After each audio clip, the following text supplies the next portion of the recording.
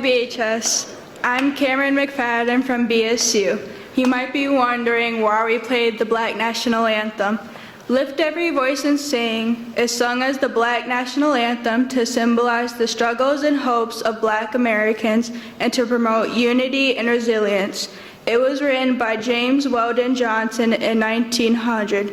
The NAACP dubbed Lift Every Voice and Sing as the Black National Anthem in 1919, more than a decade before the Star-Spangled Banner was named the national anthem.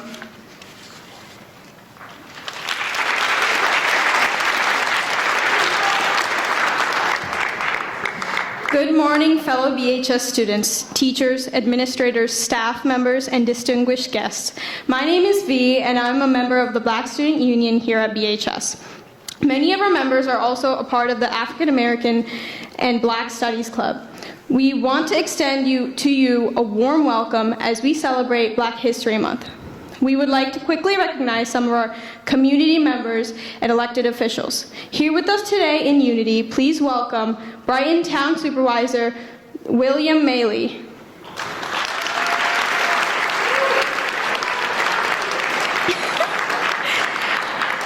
Our Brighton Town Board members, our Brighton School Board members, as well as the Town of Brighton Chief Diversity Officer Miriam Moore, who I think is not here today. We also welcome our many school administrators from Central Office. Welcome to our celebration, and thank you for taking the time to be here today.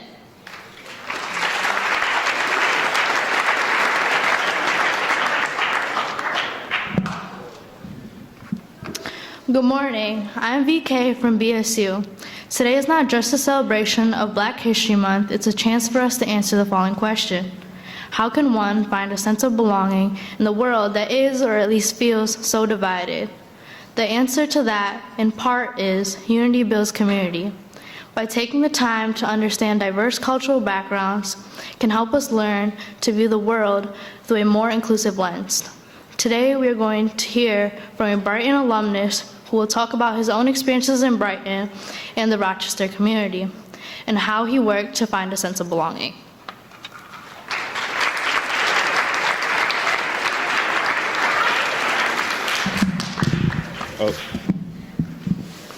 What's up? Good morning. My name is Hailey, and I'm the president of Black Student Union. Black student unions were established at universities across the USA, beginning in the 1960s to help unify Black students on college campuses and to help fight racial discrimination. Historically, these organizations have helped address police brutality and campus safety for students of color. Although these are topics BSUs continue to address nationwide, Brighton's BSU's mission is also to help educate the broader community about issues plaguing historically marginalized communities. BSU did this 7 years ago by organizing a peaceful protest in front of the high school that includes students from a variety of ethnic and cultural backgrounds.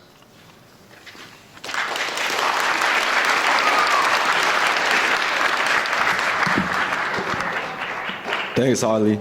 I'm Ty Dover and a member of the BSU. 7 years ago, BHS students unified and raised awareness about gun violence and police brutality. And we're here to recognize the continued impact of continuing to educate our peers about challenges marginalized communities have experienced over time. But it's not just about raising awareness about challenges. It's about building a sense of community for all our students and peers. When we celebrate the diversity that is the fabric of our communities, we all benefit, no matter who we are or what we look like.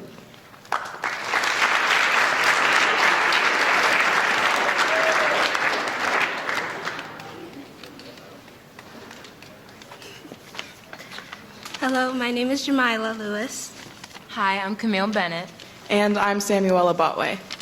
Today, we are going to hear from an inspiring Brighton graduate who champions the building of unity, demonstrates consistent leadership, and promotes community knowledge. Our speaker today is the Honorable Judge Van White. Van Henry White grew up in Rochester, and as a child, he attended Abraham Lincoln School No. 22, Helen Barrett Montgomery School No. 50, and Brighton High School. After graduating from Brighton High School, Mr. White attended college at the State University of New York at Albany, where he had obtained his undergraduate degree in education. After a brief career in teaching, Mr. White went on to law school and graduated from Georgetown University Law School in Washington, D.C. In 1990, Mr. White returned to Rochester to work as Monroe County Assistant District Attorney and to raise his family. In 1994, Mr. White left the district attorney's office to serve as the City of Rochester's Special Counsel on Crime and Violence Initiatives. In his role as the city's crime czar, Mr. White was the mayor's principal's advisor on comprehensive crime prevention and control strategies. In that position, he did everything from close down drug houses to start groundbreaking youth violence prevention and intervention programming like late-night basketball, teen court, and pathways to peace. Judge White was elected to and served as president on the Rochester City School Board. In 2021, Judge White was elected as a Rochester City Court judge. Please welcome the Honorable Van White.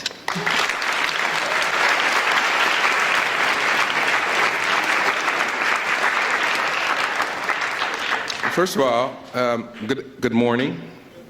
Oh, you can do better than that. Good morning. Secondly, I know I'm going to get cotton mouth, so if somebody could hook me up with a bottle of water, I'd appreciate it. That way the conversation will continue to go on. Before I get into any detail, I want to recognize the elected officials and the folks who serve our community. You've already been identified, and I appreciate the service that you provide. In fact, these students, maybe some don't know it, would not be blessed with the opportunity to have these wonderful facilities and instructors, but not for your assistance. And let me say, on the point of instructors, with the teachers and administrators and support staff, I don't care what you do in this building, stand up, please. Come on, stand up if you're a teacher, administrator. We want to recognize, and come on, students, you can do a better job than that. Come on now. We want to thank you for your service. Thank you very much. If any of these students are anything like me, you definitely deserve their praise. Let me just also say, it is an honor to be back home. I know that sounds corny, it sounds like something off a Hallmark card, but it is, for real, for me, a wonderful honor and experience. I didn't sit in the seats that you're sitting in. The seats are much nicer than they used to be. The stage looks like it was 10 times bigger. Certainly the sound system was not as nice, but it was home. And again, and recognizing the good work that teachers, administrative staff, and your elected officials do, you should give them all a round of applause, again, students, for the good work that they have done on your behalf.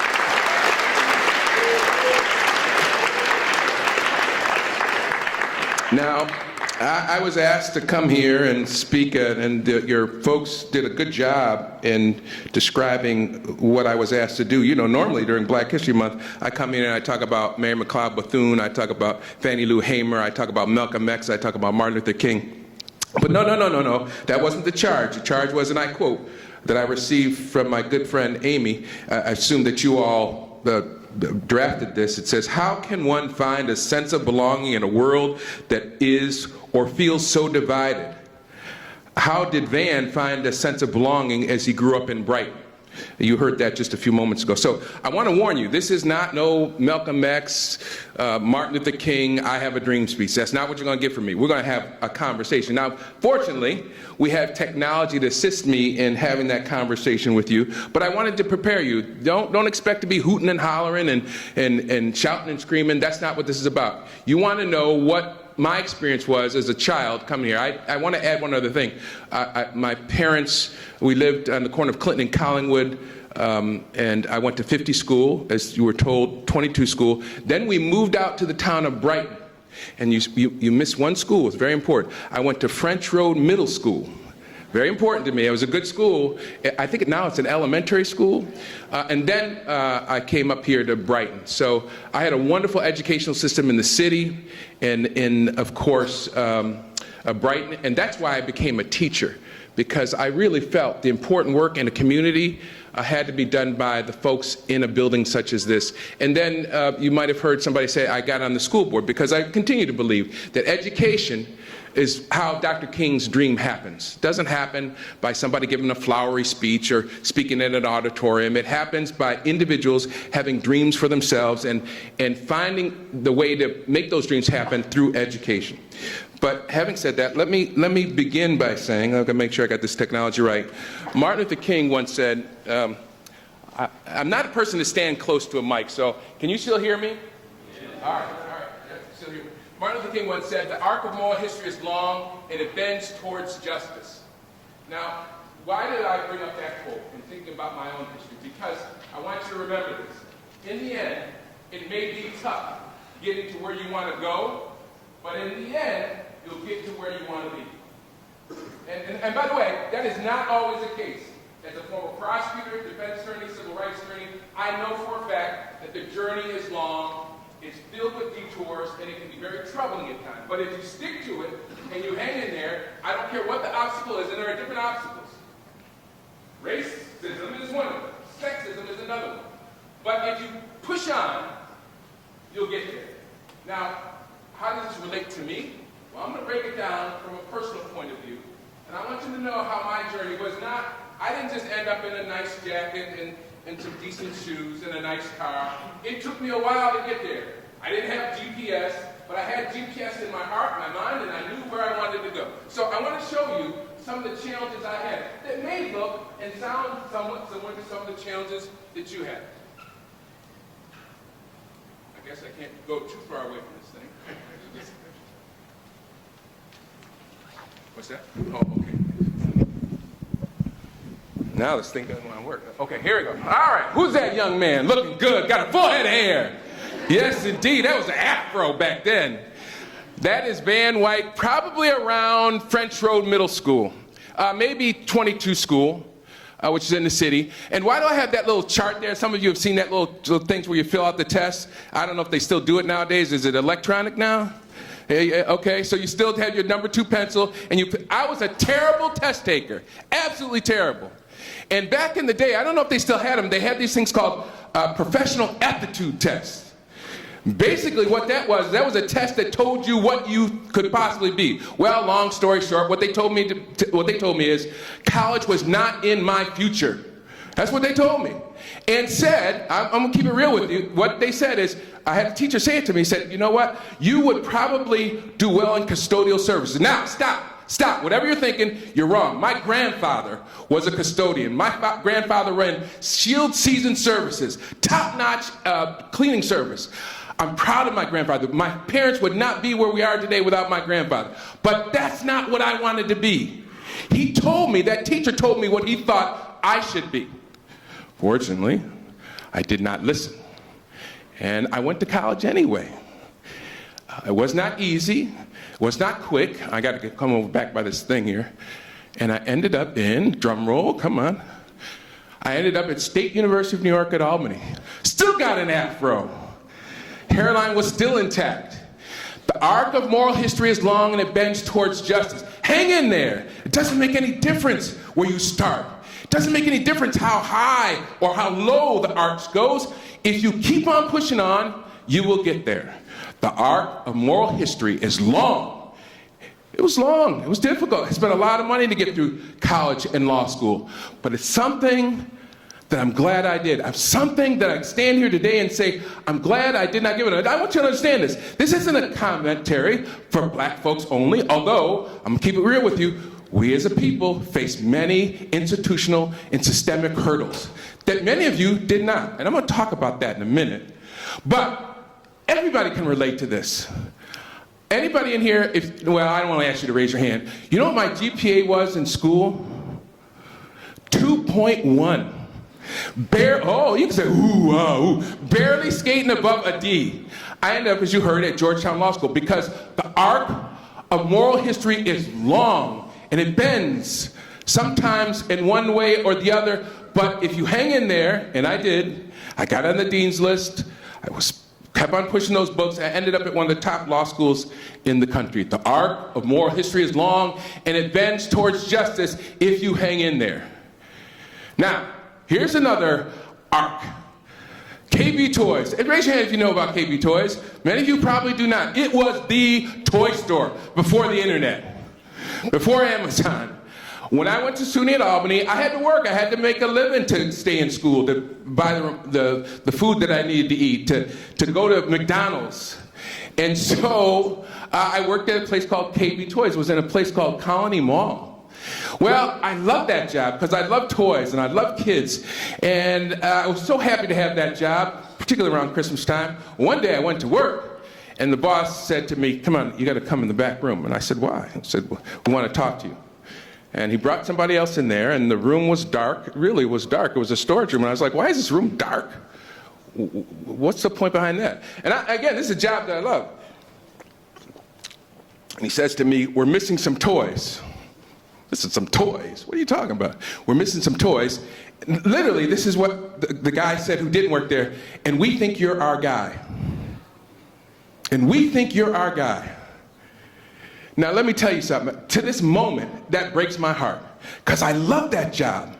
I love relating to kids. I love describing toys to them and encouraging the parents. And here I was, sitting in there, in the back room, them calling me a criminal. Remember, the arc of moral history is long, but it bends towards justice. Hang in there, folks. Don't give up. No matter what they say, no matter how they look at you, no matter what the color of your skin is, no matter what your gender interest is, hang in there. Because if you do, and you keep on pressing the button, all right, you'll get to where you need to be. Now, KB Toys is no longer in business. Bankrupt. Now, I understand they're trying to come back in some stores like JCPenney's, really small business layout plan, but they're pretty much gone. I'm still standing. Huh? Huh? That's that art. That's that art. And not only am I still standing, but check this out. Just October, we hosted our second annual career and job fair. I went into the courthouse and I said, "Wait a second, we got all this extra space. Why don't we have a career and job fair?" Our job as judges can't just be about accountability. Most certainly it must be. We must hold people accountable who are responsible. We must hold people civilly and criminally responsible where that's appropriate. But what about opportunity? What about creating opportunities in a courthouse? Nowhere in the nation that we know of has a courthouse ever had a comprehensive career and college fair. Well, we did when I got into the courthouse. 6 months after getting there, because I realized what jobs, because I understood it as a young person, what a job can mean to a person. And so we had the first of its kind career and job fair in the courthouse. Remember, just got to be patient. My heart was broken at Colony KB Toys, but now my heart is very full because now I know I'm giving people opportunities that they did not have before. Because I know their arc. They may be at a point in that arc where it's very difficult. And just to give them the opportunity to see the future and know that it ends in a just way is important to me. So this next picture, again, you wanted me to talk about my history. Look at that. Man, that afro was popping back then. This is the result of 3 kids and getting a little bit older. But that's Van White probably on a break from college. You guys probably don't recognize any of those people to the left in that picture. I don't either, but I'm going to tell you who they are. Those are members of the Brighton Police Department, probably back in the 50s or 60s. Uh-oh, he's going to keep it real. Too late, you already invited me. I'll be honest. As a young black male, working my way in college, SUNY at Albany, doing all the right things, we lived on a street, some of you may know this, called Clover Hills Drive, a really decent part of our building. Isn't that a nice street? Nice street, Clover Hills Drive, over by, not too far away from Pittsburgh Plaza, used to, I think there's a bagel land over there now, Mann's Jewelers, over in that part of Brighton. And we moved there in 1971. My father worked really hard at a company called Xerox. My mom worked a variety of jobs. They gave their children an opportunity to be educated in one of the best school systems in the country. That's Brighton. But let me tell you something. Police were not always comfortable with Sam and I, that's my brother, driving around in Brighton. And I cannot even tell you how many times I got stopped. Remember that arc of moral history? That was one of the low points in my arc, man. People would stop me for no reason. Now, you may have noticed I'm getting a little bit emotional now. That's real. I'm 62 years old now, and I remember that time like it was 60 minutes ago. How do I remember that? Because even today, when I'm a former prosecutor. I prosecuted people for speeding, for DWI, for criminal mischief, for burglary. But even today, I sometimes grip the steering wheel of my car and I look in my rearview mirror. You asked me to speak about my history? Well, I can do that also to talk about my present. Because very much what happened to that young man right there that you see with all that hair, looking literally over my shoulder, very much formed who I was going to be in the future. And, you know, I know some people aren't comfortable talking about racism. Too bad. It's too bad. And I'm going to be honest with you. I know some folks feel like this is the place where you should force someone to sit in one of these seats because it make them feel uncomfortable. Do you know how uncomfortable I felt sitting in my car, seeing flashing lights behind me when I know I didn't do anything? So you're going to tell me, oh, don't sit here in this seat because I might feel uncomfortable hearing about racism. Well, sorry, sir, for the last 62 years, I've had to feel that way. Some women may feel that way about how women are mistreated. Some people of color may feel that way based on how they're treated. The only way we're going to solve this problem of racism, now I'm called out the R word, is if we deal with it in a gentle and a compassionate way, but we can't tell people, don't sit here if you're not comfortable. Because you know what? For 62 years, I've had to sit here and listen to how people thought about me and my family. It's okay, I need you to marinate on that moment for a minute. Some people talk about, oh, well, you shouldn't make people feel uncomfortable. I'm not trying to make anybody feel uncomfortable, but I'm trying to educate you and inspire you about how it may feel for that young man, how it felt for that young man to sit there and be treated in the wrong way. There still is Pittsburgh Plaza. It's still there. I still shop there. There used to be a store, I don't even know if anybody's old enough to remember it, called Woolworths. Woolworths was the Walmart of its time. And back in the day, Woolworths had a terrible history of not letting black folks eat at the same lunch counter. That wasn't the case when I was coming up, but that was in the 50s and 60s. But I tell you what was happening at Woolworths to that young man when he came home from college. I would go there and shop at Woolworths, and it was a great store. It had everything in it. You remember that? You could get everything from candy to clothes. Anything you wanted, you get at Woolworths. It was called a 5 and dime store. So I'd love to go to Woolworths. I'd literally walk from Cloverhill's Drive to Woolworths. And I'd shop, and I'd go around, and it was this white dude. He just kept following me everywhere I went. He just kept on following me. There were white women probably stealing all kinds of stuff, and yet he was following me everywhere I went. I would go back on break from law school wearing a 3-piece suit, which was really pretty cool for me. No doubt I had some resources. I was a prosecutor, and the store was still open, and the guy he was still there, 30, 40 years, following me, because the color of my skin was different than his. It was a time in the arc where I felt like, geez, when am I going to get to that point called justice? But it came. Even though I do remember the police officers stopping me and my brother, I knew that there was a place that I would end up, because my father ended up that place, my mother ended up in that place, and so many other examples in Monroe County where people ended up in the right place. There we go again. All right, the arc of moral history is long and it bends toward justice. So they used to follow me around. Now they follow me around in a 30-foot GMC TDH transit bus. They don't follow me around anymore because they know what I'm trying to do. In that bus, in that vehicle now, I educate people on civil and human rights. It's the 30-foot GMC TDH transit bus, the same make and model bus Rosa Parks refused to give up her seat. And I educate people on civil rights and what it means to be a young man behind that driver's wheel and watching and listening to police officers behind you. I've also been very blessed to talk about some of those issues, being behind that wheel, gripping that wheel, on a show called WDKX. I did that for 15 years, educating people on civil and human rights. So again, the moral arc of history is long. It was tough. Leaving my house on Cloverhill's Drive and knowing that at any point I could be stopped and arrested. But I made it through, ended up here back in Rochester, and I see for myself and others what justice looks like. All right, here we go, come on. The arc of moral history is long, oops, and it bends towards justice. Here's what I wanted to show you. First of all, the afro was still moving.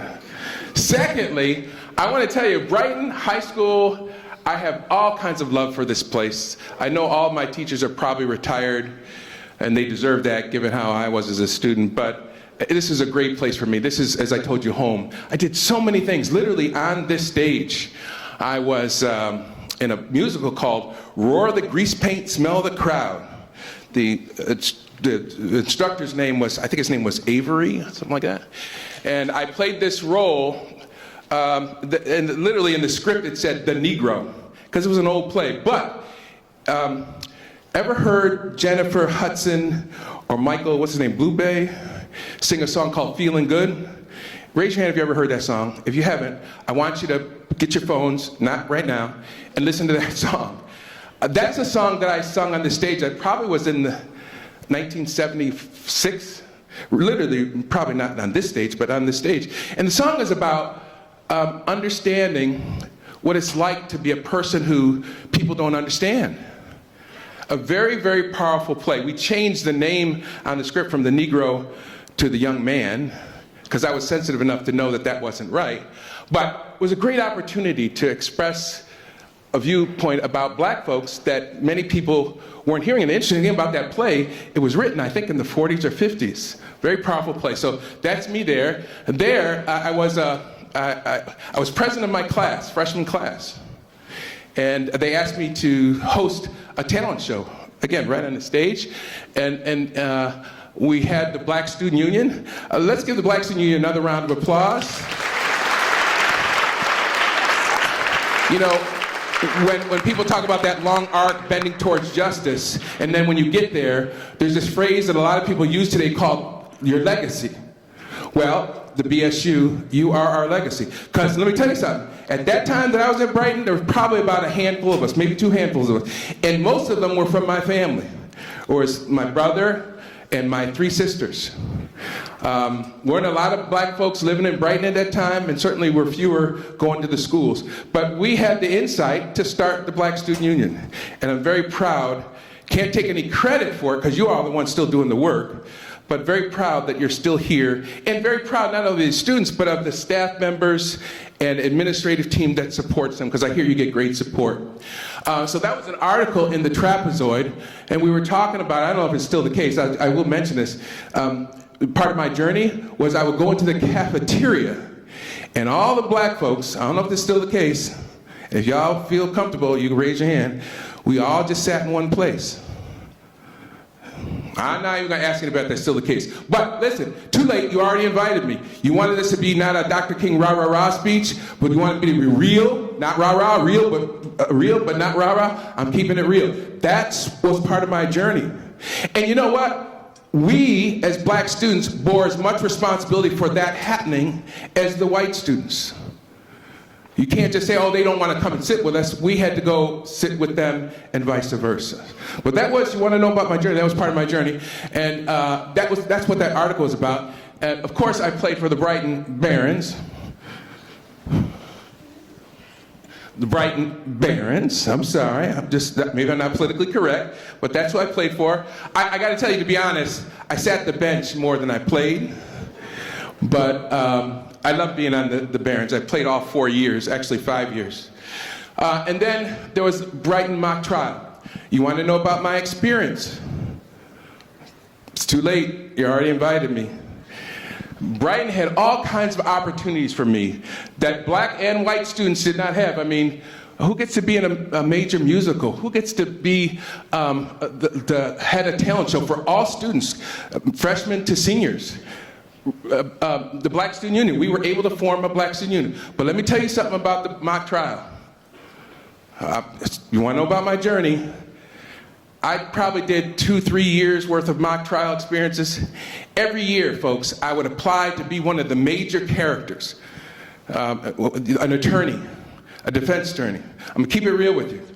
And all my time, no offense to anybody who's a witness, the only thing they ever allowed me to be is a witness.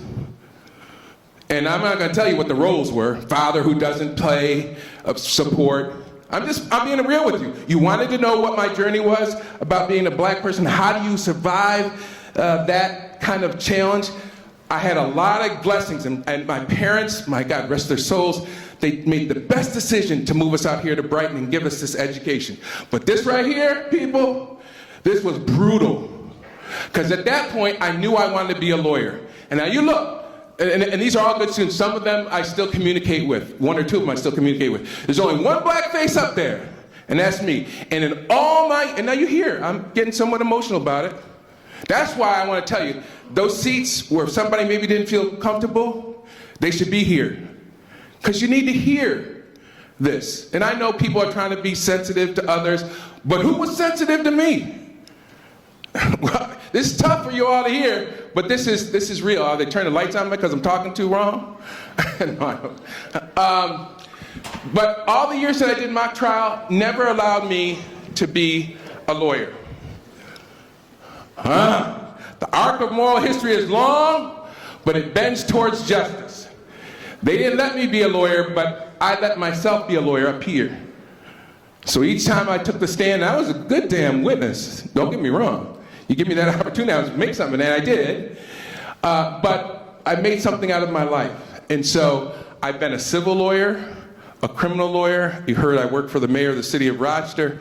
I've made the most out of being a lawyer that I could be. That Crusader for Justice, there was a young girl by the name of Stephanie Givens, the only student to ever die on city school district property. I took her case over when it was dismissed, and ultimately we got $1 million judgment against the Rochester City School District for her death. That guy there in the middle, Charles Pierre, wonderful guy, sat in Attica prison for 14 years for a double homicide that he did not commit. And I had people tell me, oh man, you got a good enough reputation. Don't take on a case where a guy is sitting in Attica and he's been convicted of a double homicide. Don't do it. Brutal homicide too on 2nd Street in the city. I went to Attica because a friend asked me to go talk to the guy, and I just knew. I don't know if you ever just talk to somebody and you know that they're a good, decent person, and you know they didn't do what they... See, I had the good fortune of, as a lawyer, I could represent who I wanted to represent. Public defenders, thank God we have them. They have to represent whoever has that financial need. As a private lawyer, I could decide who I was going to represent and who I was not going to represent. And so I went out to Attica. The Innocence Project refused to take this guy's case. I went out to Attica, and I was convinced of his innocence. And about 2.5 years later, I filed a motion to have his conviction overturned. Doug Randall, very good county court judge, agreed, overturned his conviction, and then the DA's office said, no. Even though his conviction is overturned, he's going to stay in Attica. We're going to retry him. And listen, this is the value of one of my journey. My wife's name is Bridget, and I'd been 2 years of bringing this motion to get the case overturned. I was like, yes, it's bucket list. Get a conviction overturned. That's what any decent lawyer wants. But I spent a lot of time on that case. As a private lawyer, there's no way I could take it another 2 years on to go all the way to trial. My wife says to me, Bridget, if you ever see Bridget, you just thank her, because Charles has. She said, Van, if you drop this case now, you'll regret it for the rest of your life. So I kept the case. Continue to be a poor working lawyer, because every hour that you spend working on one, this is what we call pro bono, you don't get paid hustling money from some other client, right? But I kept that case, and long story short, 2 years later, Charles Pierre lives in Trinidad, his hometown, as a free man. Filed a lawsuit as a civil lawyer. I went from criminal to civil lawyer in that case. Got a judgment against the state of New York for $2.1 million for his unjust conviction. And then you see there me as a judge. Our arc of moral history is long, and it bends toward justice. For every conversation that I had with somebody saying, hey, can I be a lawyer in this mock trial competition? My life, probably other people surrounding you, have the same experience. If you just hang in there, as my dad used to say, justice will find you, or you will find justice. let's talk about your experience with the arc of moral history. This is me. You see there, the little pointer there? That's me. Again, afro still working, a little rounder, a little better shaped. Had a good day at the barber that day. Along with my friends, we sucked. We were a terrible football team. And I was second string. So you know I had to be pretty bad. But the arc of moral, say it with me, the arc of moral history is long, but bends towards justice. What we got now? What we got now? What we got now? All right now. All right now. Right? See, that concept applies to everything and everybody. If you wait long enough, the arc ends you in a place where you feel respected and honored and appreciated. So let me just say to the football team, the girls volleyball team, the tennis, girls tennis team, all sectional champions, let's give yourselves, let's get a little exercise. Stand up, stand up, stand up, stand up, stand up. This is our stand up, stand up, stand up, stand up, stand up. You don't know how many years. No, the kids are saying, thank you. Well, anybody else want to say that's fine. The arc of moral history is long, but it ends towards justice. You may have to wait decades, but it'll happen. And again, it bears worth repeating to the football team, the girls volleyball team, and the girls tennis team. Congratulations. Someone also told me, you now have women who play on the football team. Talk about the arc of moral history. That would never, we were called the boys football team. That would have never been allowed when I was here. Again, the arc of moral history is long, but it bends towards justice. What time does this thing end? 11:37, okay, all right. So, one of Dr. King's colleagues at the time, his name was Bayard Rustin. And Bayard Rustin was the mechanic behind the March on Washington. I'm sure you've heard about the March on Washington. But no one ever knew Bayard Rustin's name because you know why? Bayard Rustin was gay. And even ironically, sadly, the top human rights leaders of our time, like Martin Luther King, said, no, you stay in the background because we don't want anybody knowing about you being gay. Shameful. Absolutely shameful. But another example of the arc of moral history being long, but bending towards justice. Just 2 years ago, the governor of California pardoned Bayard Rustin for having a romantic interlude with his significant other in a park in the 1950s. Pardoned him. And thankfully, movies now have been written, played about Bayard Rustin. So again, the arc of moral history is long. But what he told us is, we are all one, and if we don't know it, we will learn it the hard way. So, I know I've expressed some misgivings and some anger and some frustration about, the name being changed from the Barons to the Bruins. And I appreciate the fact that we are all one. So, in support of that, are you like the counselor for the support team for the, that's for you, that's a button for my bus. Bill, I have a clip from the Center for the Study of Student, right? BSU president. This is a tie for the Negroes.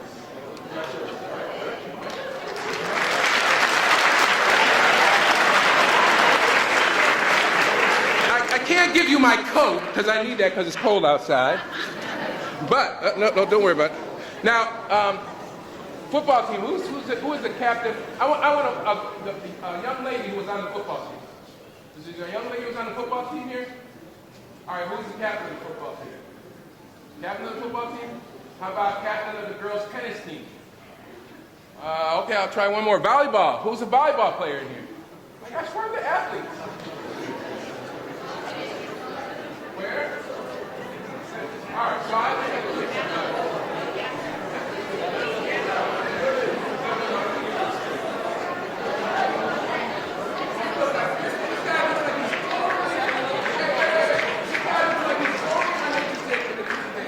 I love the Buffalo Bills.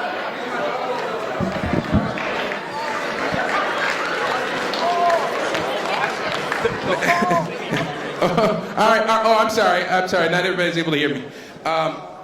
And because I'm no longer hating on you all changing your names from the Barons to the Bruins, I want you to know, in the end, we are all one, and I am a Brighton alum. All right. So I gotta work through this presentation real quick. Now I'm about to say something that you're not gonna want to hear, so if you want to, you can close your ears like this young man. And that is simply this. Following up on Bayard Rustin's comments, we are one, but not everyone is treated equally. If you look at those two charts, you'll see that the first one says that, it's backwards, racial, ethnic inequities in the correctional system. And then the second one says women are less than men no matter what field they go into. So we are one, but we have to acknowledge that not everybody is treated the same. Finally, I want to tell you all, we are not responsible for what you say, but you are responsible for what you do. So this is the solution part of this journey. What do you do during the course of the journey? I got to do this quick. So I have these rocks. They're not just any rocks. They're rocks with words on them.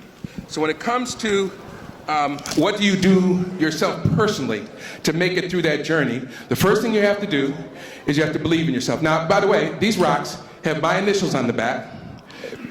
And how I made it through my journey is I had to believe in myself. So I'm going to give this stone to you, and I'll ask you that you take a Sharpie. You keep it for a day or two or three. You take a Sharpie once you're done, put your initials on it, and give it to somebody else who you think needs to believe in themselves, okay? Let's take another one from the personal point of view. Focus. How did I get to where I needed to be? I had to focus. I had to figure out, hey, listen, I want to be a lawyer. It didn't just happen overnight. You, young man, focus. I don't know what it is that what do you want to do when you get out of here? Video game developer. Game developer. He's got to remain focused. Give him a round of applause. That's good. Focus. That's how you make it happen. I got a couple more, and I got to do this quick. Let's see. We got hope. You got to keep, no matter what is going on, no matter what somebody's doing behind you, in front of you, you got to keep hope in your life. This young lady here, you look like you already have some hope. What's your name? Hannah. Hannah, what do you want to do? How do you keep hope in your life? Maintain relationships with family and friends. Excellent. That's what I did. Maintain relationship with family and friends, because those people are likely to believe in you. That's the connections in the stones. Real quick, I got another one here. Wisdom. You got to stay wise to the environment around you, to your own talents and who you are. Got to stay wise. Man right here, what's your name? Talia. Who's the wisest person in your life? My brother. Brother, oh, awesome. I have two other brothers, my brother David, my brother Sam, very, very wise. I get advice from them all the time. That's another way to keep it going. And two more real quick. We have, you gotta dream big. This guy over here is smiling. He's got a good smile. What's your name? Do you know how to catch? Here we go, catch.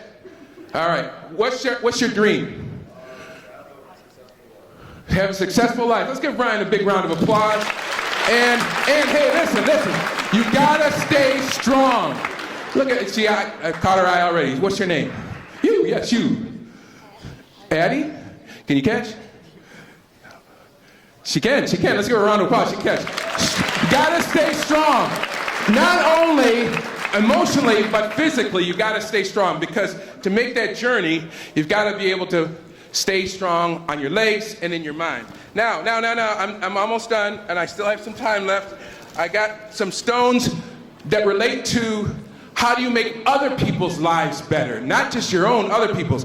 You got to accept people in terms of who they are. That's what tolerance is about. That's why I wanted those people here. Learn to accept me for who I am. I'm not the guy walking through Woolworths who you think is going to steal something. I like this guy's look. He looks very serious. Yes, there you go. What's your name? Henry.